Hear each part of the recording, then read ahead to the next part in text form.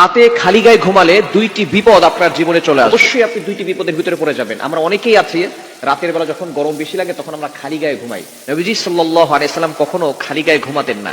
নবীজি সাল্লাল্লাহু আলাইহি সাল্লাম এই খালি গায়ে ঘুমাতে নিষেধ করে দিয়েছেন।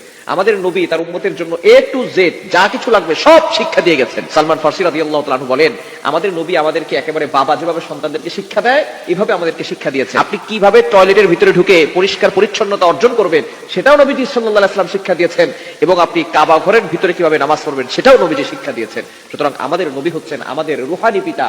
পিতা যেভাবে সন্তানদেরকে শিক্ষা দেন, আমাদেরকেও নবীজি সাল্লাল্লাহু আলাইহি ওয়াসাল্লাম এভাবে শিক্ষা দিয়েছেন কিভাবে তার উম্মত জান্নাত পর্যন্ত চলে যাবে। সুতরাং রাতের বেলা খালি গায়ে ঘুমাবেন না। রাতের বেলা যদি আপনি খালি গায়ে ঘুমান, এক নাম্বার বিপদ হচ্ছে ফেরেশতারা আপনার জন্য বদদুয়া করবে। কেননা ফেরেশতারা কিন্তু লজ্জাশীল অনেক বেশি।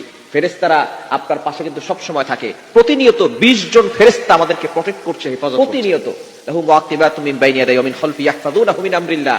আল্লাহর অর্ডারে প্রতিনিয়ত আমাদেরকে 20 জন ফেরেশতা সবসময় প্রোটোকল দিচ্ছে এবং আমাদেরকে হেফাজত করছে। আমাদের সামনে একজন ফেরেশতা, বামে একজন ফেরেশতা, ডানে একজন ফেরেশতা, বামে একজন ফেরেশতা, এই 4 জন ফেরেশতা সামনে, বামে, ডানে, পিছনে আছে। এবং এই দুই চোখে 2 জন ফেরেশতা আছে, দুই নাকের ছিদ্রে 2 জন ফেরেশতা আছে, কানে